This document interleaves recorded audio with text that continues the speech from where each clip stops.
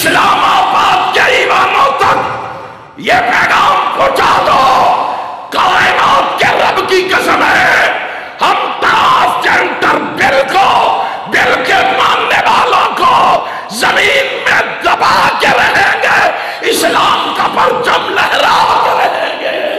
हुक्मरानों सुन लो, हम तुम्हारी ईद से ही बचा के रहेंगे, मोहम्मद के निजाम को इस मुल्क में ला के रहेंगे।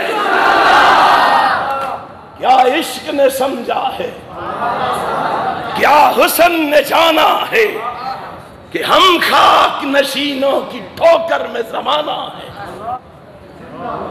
मैं सलाम पेश करता हूं इब्तिसाम और शाम को। इब्तिसाम शाम उठिए, मैदान अमल में निकलिए, इस्लाम के लिए मैदान में कदम रखिए। मोहम्मद का हर कलमा को तुम्हारे कदमों से कदम मिलाएगा। बोलो गुजरावालियों में लाओगे और कर्ज के बताओ में लाओगे। कहता हूं वही बात, समझता हूं जिसे हक, कहता हूं वही बात, समझता हूं जिसे हक। न अबलाए मस्जिद हूं न तहजीब का फर्जंद, अपने भी है नाराज मुझसे, बेगाने भी ना खुश।